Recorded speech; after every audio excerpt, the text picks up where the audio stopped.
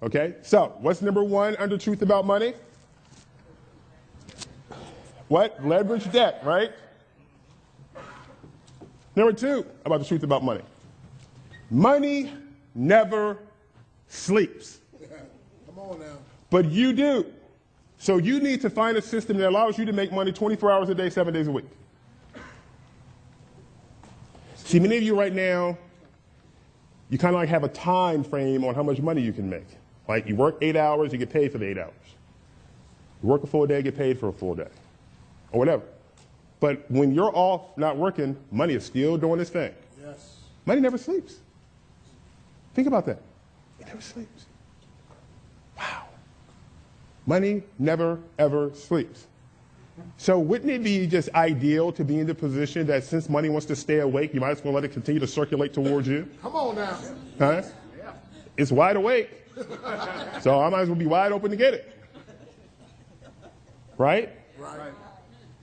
Listen, the name of the game, when you understand that money never sleeps, is that it's about passive residual income.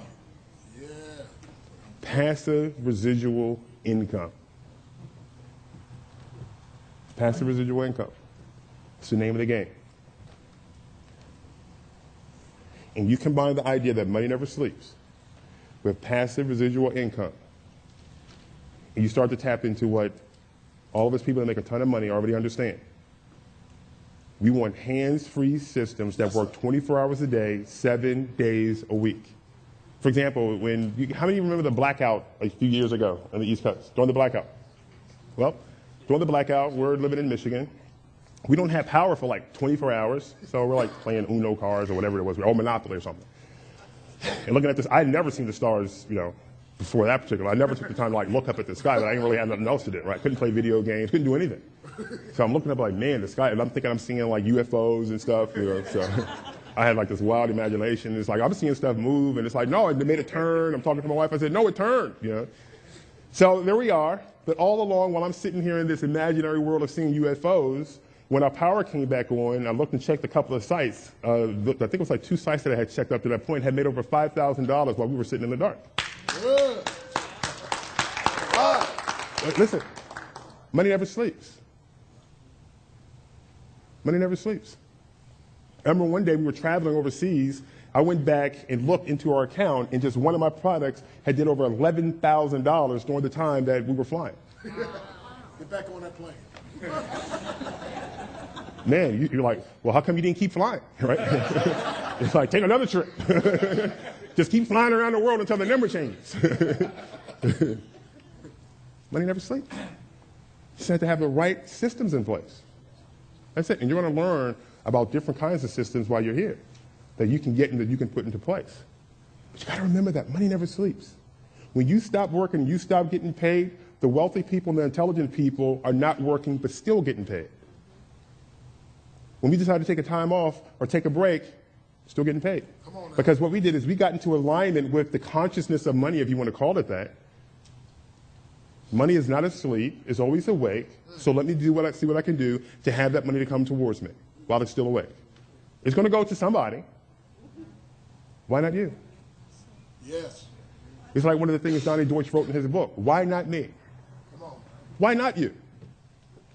And the moment he asked himself that question, he went from a moderately successful advertising agency to one that's worth over $2.3 billion with a B. When he asked the question, why not me? Why not you? You're here, why not you? People come in these kind of rooms all the time. They sit there with you sitting, and they make a decision to completely change their life, and they start to experience the same thing that you can experience. So why not you? So what is it? What's the second one in the truth about money? Money never sleeps. Money never sleeps. Money never sleeps. Now, taking action. We know nothing happens until you take action. One thing that I know about wealthy people is that we constantly move to take advantage of other people's wisdom. Come on now. For those of you that have been here, that have been to our house, you've seen the library that I have. Yes, sir. I am a student of every single person I can find. I mean, I have my average Amazon bill is like $2,000 a month. And to be fair, maybe a couple $100 has to do with movies, but the rest of it is books, right? I love watching movies, Blu-ray discs, love it. Come on now. But the majority of it is books and stuff, just continuing to feed me. And I don't go buy one book. And that's a product of Amazon's system. They kind of like trap you, don't they? It's like, ooh, that looks good. I go and want to get one book, and I average like 5 at a time, right? And I have the boxes stacked up, and I have my schedule on when I start to plow through all my new material and people's courses. Now, granted, I mean, I'm pretty privileged to have people send me their stuff, but I'll buy their stuff. I'm like, you don't have to refund me. If they find out that I bought it, they'll refund us. But I'll spend $2,000, $3,000, $4,000, $5,000 on courses like that. They had 3 new courses arrive last week. Well, one of them arrived this week. Why? I'm a student. It's good. I'm a student. The people that make the most money have the biggest libraries. Come on now. They do. That's a clue. The people that want to make money but are not making the money have the smallest libraries. Or they have too many books that look brand new, if you know what I mean. Like you go in their house and say, oh man, I read this book, this is great, did you just get it? Say, no, I had it for years. But it looks like it was just fresh off the bookstore shelf, right? And you open it up, you hear that little creak, right? I mean, at least you can fake like you're reading, go in and dog ear some stuff and flip through it, you know, and just highlight some stuff that doesn't make sense to somebody like, man, you know, that make you, at least maybe make you feel good. Like people walk into my closet and they're like looking around, I'm like, it just feels good standing in there, doesn't it? Right. You just look at all this stuff and like, wow, you just walk out of it and you just feel like you're like, like an intellectual genius or something. Just being around that much information, and it's the truth.